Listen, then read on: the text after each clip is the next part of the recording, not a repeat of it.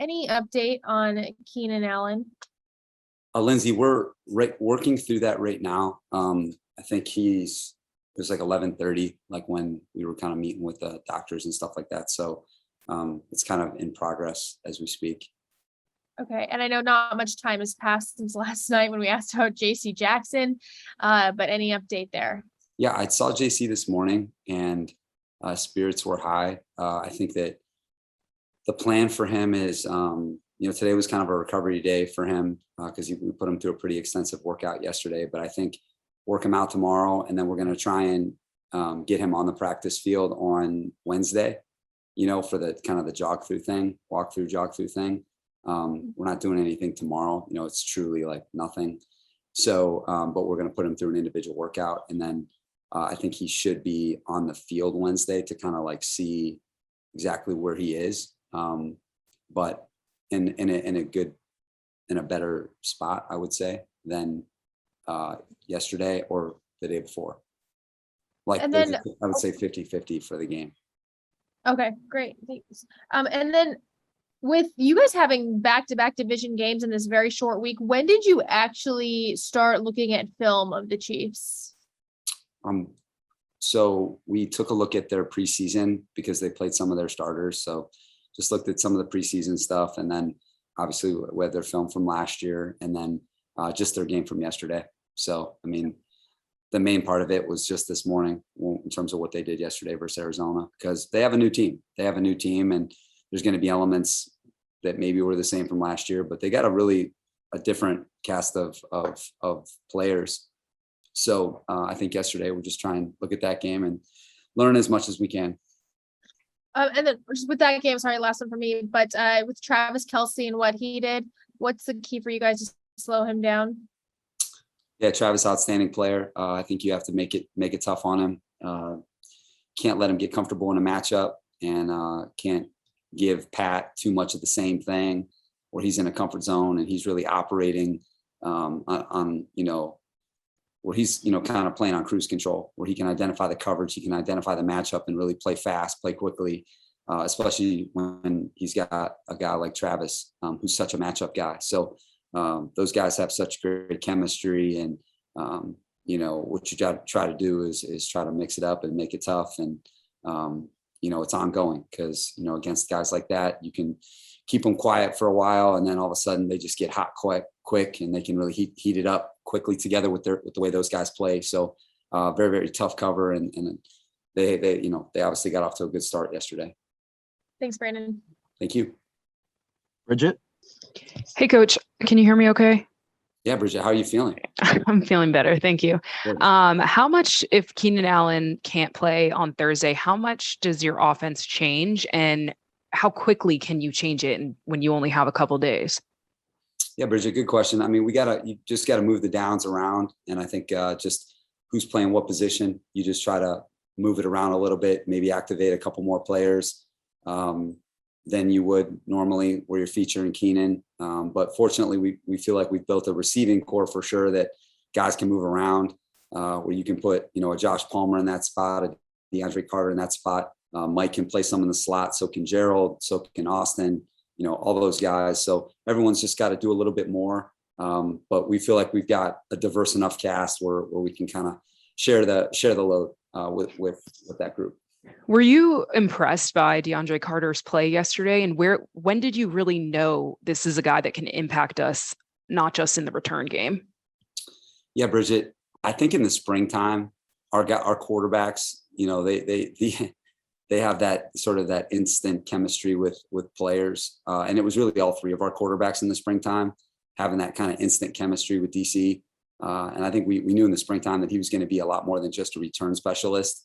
I think Chris Beatty has done a phenomenal job coaching him.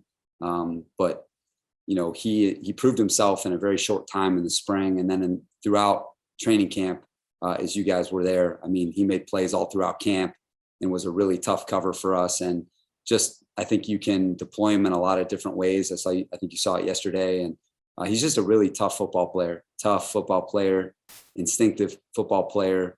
And I think our quarterbacks really trust him. And then last one from me, I have to ask you, the 5 game balls, is that abnormal to give out that many, and 3 of those 5 were new players, new Chargers this season. What does that kind of say about what you guys were able to do this offseason? It's a responsibility I don't take lightly. It's one of my favorite things about the NFL are game balls. And so I try to breathe and try to clear my head and be able to really kind of assess the game. And I think it's really important to do that. And make sure that when you give them out, that they're meaningful, that you give them out to, and that, you're trying not to leave anybody out. You're not trying to give it to everybody. Sometimes it's just one, sometimes it could be like yesterday. I felt like yesterday, all 5 of those people deserved it.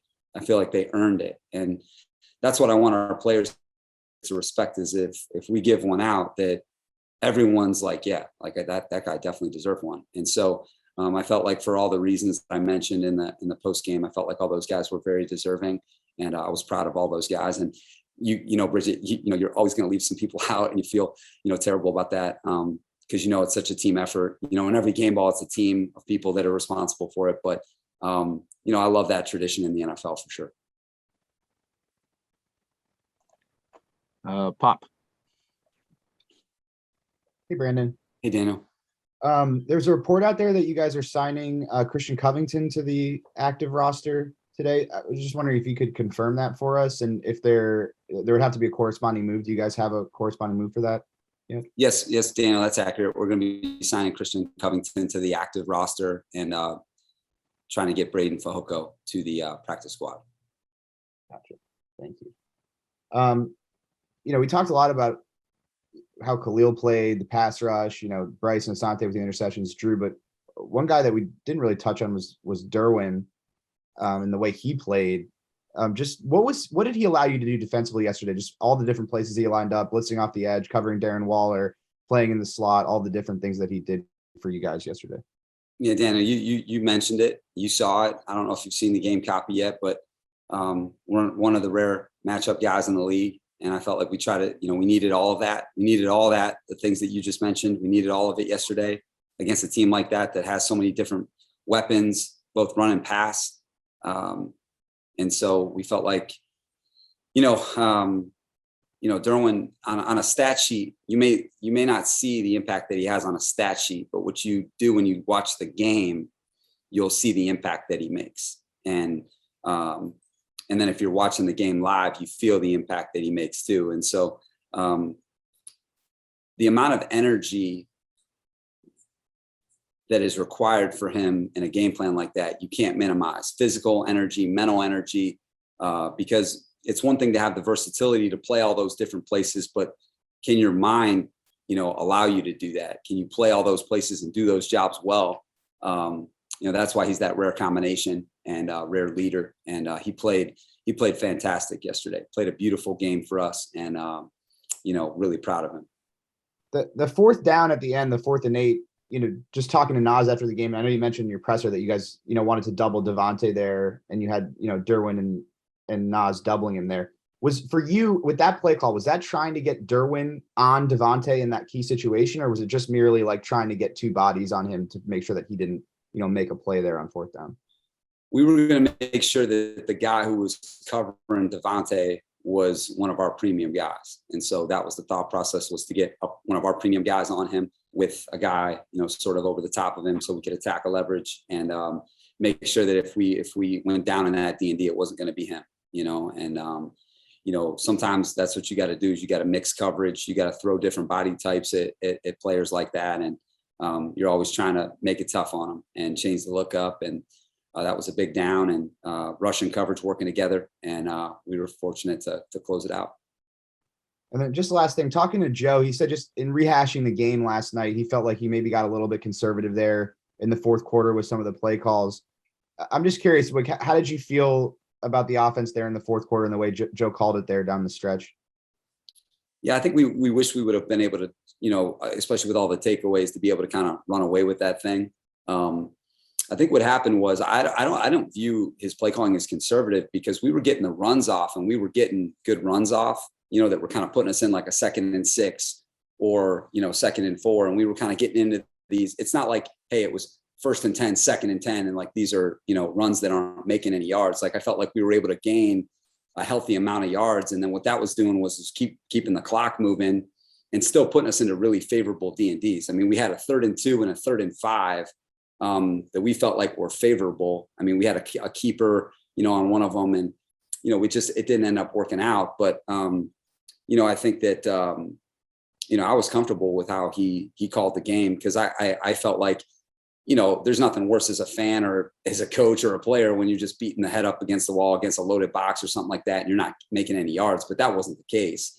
We had some real effective runs that were coming off, and felt like that that would achieve a couple of different things. The rushers obviously slowing them down, but then get the clock moving, and then putting us in favorable favorable 3rd down, which is what we got. We were in some really good 3rd downs there, and just weren't able to convert. And it felt, I think probably to you and to us on the sideline is like, hey man, those 3 and outs were like kind of a bummer there, but I wasn't displeased with the play calling, not one bit. I really liked the way he called the game. And I felt like on the 3rd downs, we definitely had the matchups that we were looking for, and just didn't hit them. So, but we gotta, to be to truly finish that game, I think the right way is, hey man, we want to take advantage of those takeaways and score touchdowns and put that thing away.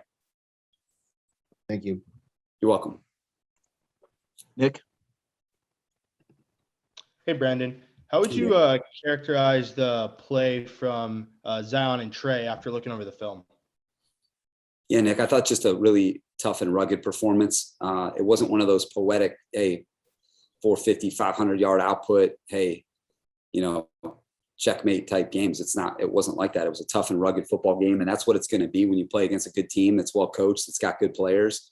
And I thought that those guys did a nice job for us. I thought, Trey Pipkin's performance can be summed up on the 3rd down run to close the game out. He's got a base block on a direct run, and he's able to, get the movement, win that battle at the point of attack. And Sony's able to buck it up in there to close it out. And then, the thing about Zion is, no pre-snap issues, no penalties. Felt like he just really was solid the whole game, and was into the game. And, listen, those 2 rushers are fantastic players. I think people forget, like Chandler Jones got like 107.5 career sacks, and, Max Crosby's $100 million rusher. I mean, this guy's a freaking ball playing Jesse now. And those guys were able to fight and compete, and hey, they won some, they lost some, but we stayed together, and it was just a tough, rugged NFL game. And that's what you got to be able to do in the NFL, is you got to have an O-line that's tough and rugged that can just go fight the fight. And I think that's what we did yesterday. And then in a game that Keenan left in the first half, and then Mike only had 2 catches, yet the offense still had a pretty solid game. What do you think that says about how multiple you guys are just as an offensive unit? I think it's, sign of depth of, of the players that we have from a skill position standpoint, and then our coaching staff, really being able to cross train several different people, so that if a guy goes out, as special as Keenan Allen, that you can hold the rope with other guys and be able to activate things and continue with your game plan. And I think, good agility by our coaching staff, Chris Beatty, Kevin Koger, Derek Foster from a skill position standpoint. And then, Joe, Shane, Tom Arth, Chandler Whitmer, that group being able to, hey, get to the next chapters in the plan, being able to get these guys, okay, hey, now you're here, now you're there, and just keep it moving. And we want to be a team that spreads the ball around. That's the best type of offensive football. And I felt like we accomplished that yesterday. Thanks, Brandon. Thanks, Nick.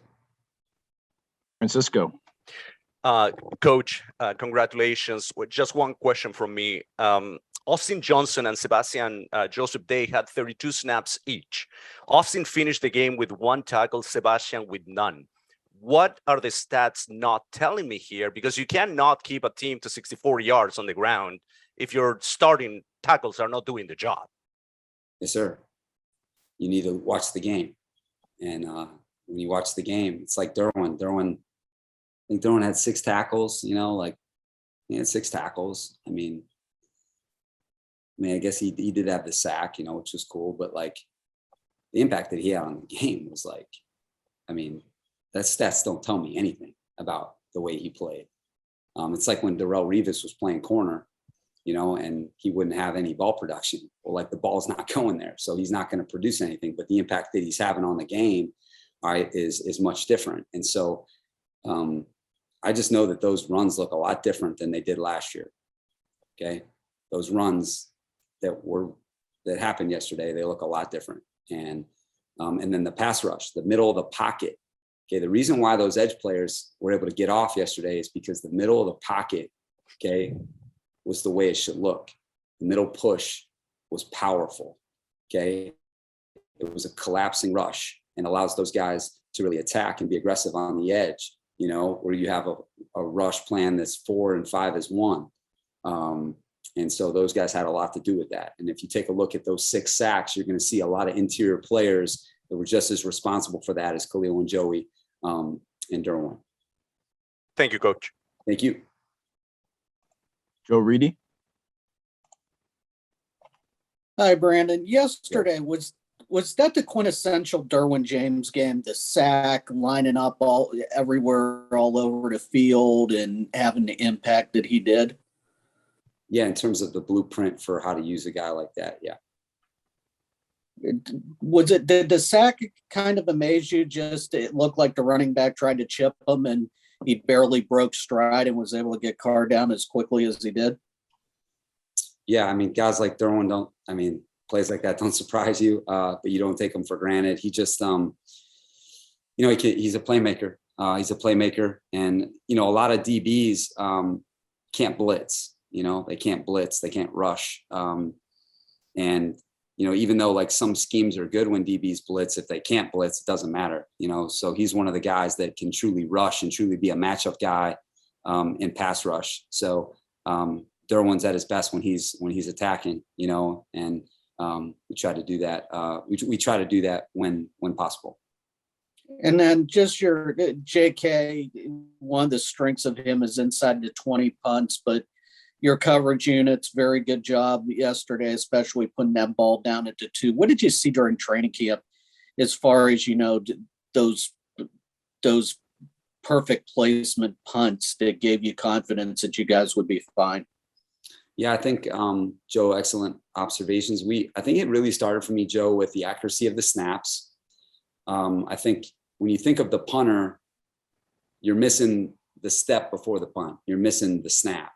And I think when you have accuracy from the snap to the punter, that gives him the rhythm. It's like Corey to Justin. When you have an excellent center, okay, now you're getting this thing off the ground the right way. And so I think Josh, has been very, very, very impactful for JK. But I think the strength of JK is just the height, the lift that he gets on the football.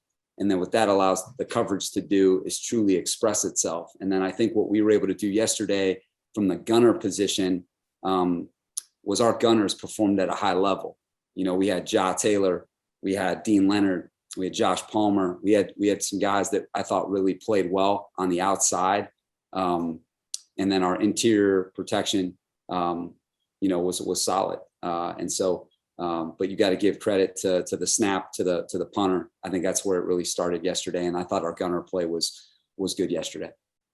Just shows too, because you mentioned a long snapper. You don't know what you got until maybe it's not there, or because long snappers get highlighted when there's the unplayable snap or anything, or like in Cincinnati yesterday when Clark Harris went out. But the train's running on time and everything really shows the strength of a long snapper. Yeah, Joe, I think so. I think with Josh too, he has the intangible benefit to our team as well. Not just like the physical element of the accuracy and stuff, but then he's such a pro's pro, and the culture on special teams of just really setting the example and showing the young guys just the little things of like, hey, get in a huddle, setting the huddle of the punt team and how important that is, and just being a professional. And I think he sets a very strong example that way, and just performs consistently day in and day out. And, like I said, one of the top additions for us in the offseason was bringing him to our football team. And then just last thing for me, focusing on Kansas City, how much of an addition has Juju been? But it seems like also they've expanded Clyde Edwards-Helaire role pretty good as far as catching a ball out of the backfield. Yeah, they've got a lot of excellent matchup players.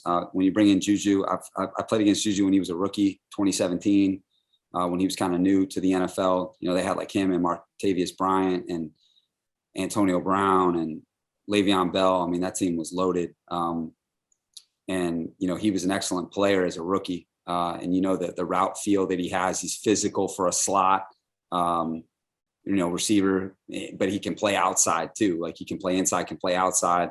You know, I thought that was a good ad. And then they got, you know, Valdez-Scantling from Green Bay, who I'm familiar with, who's got real gas. This guy's been extremely productive in his pro career. And then, you know, they were able to draft the kid from Western Michigan, Sky Moore, who we really liked, who's got a lot of ability, fast, playmaker, versatile. And then I think the other thing that you got to realize too with this group too is the type of running backs that they have. You know, McKinnon, people forget. Now I was in the division with him when he was with Minnesota, and then he signed that big deal in San Francisco. I mean, this guy's been an outstanding player for a long time. And then, you know, people forget they onboarded Ronald Jones. You know, when I was 2020, when I was with the Rams, you know, he was the leading rusher on that Tampa team that ends up, you know, winning the Super Bowl, you know, and I mean, this guy's an outstanding runner. And so, and then the new guy that they've got, is it Pacheco? Yeah, Pacheco. Pacheco's had a really nice preseason, and he's a nice player too. So they've got a lot of players that can be very productive, and they've done an excellent job of adding, you know, a lot of weapons to that group. So are they deceptively deeper than past years at the skills? I just think they're new guys. I thought that, you know, I think they've always had really good depth. You know, maybe it's just me. I think they've always been deep, but I think everyone's like the optics of Tyreek, like leaving, you know, like they were a really good football team. They had a lot of good players when he was there too. You know, it's just when you have a player that's a specialist, Tyreek, maybe the other players don't get the same amount of attention. But they've really onboarded a lot of players that allows, you know, them to truly spread the field and spread the distribution, run and pass, and make them, you know, really tough to defend. Okay. Thanks, Brandon. Thank you. Jeff Miller. Hey, Brandon, it wouldn't be a game day after game without a fourth down question. So Joe mentioned the J.K. Scott punt. That's a situation, 4th and 1, 49-yard line. We've seen you go for it there.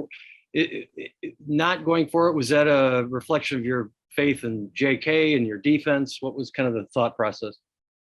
Yeah, it just felt like in that part of the game, to allow our entire team to operate, you know, let our entire team compete, and show what they can do, and then use that, you know, to our advantage of people expecting us to go for it.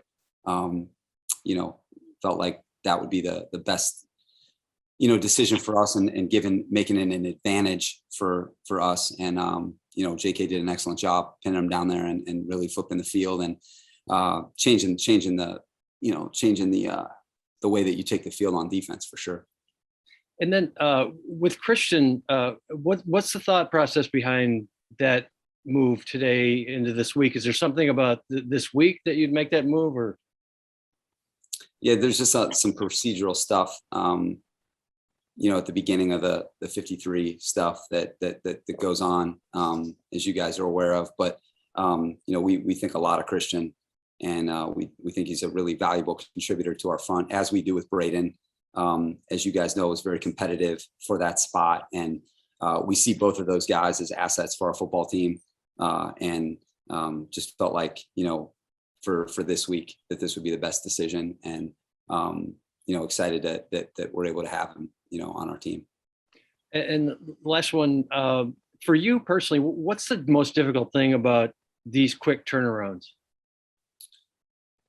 Having to do all this and then have to get ready for, you know, one of the top teams in the NFL. But there's nothing else I'd rather do. You know, but there's definitely enough time in the day. There's enough time in the day, and that's what we're trying to do is, you know, take advantage of the time in the day, do it the best we can. And, you know, again, these are fun games, in my opinion. You know, it's like the third game of an AAU basketball tournament, you know, third game that day. It's your third game in the day. You may have played an hour ago, 2 hours ago, you just get it back up and you go compete, you know, and, these are fun games, and I'm excited for our football team and got to get to work.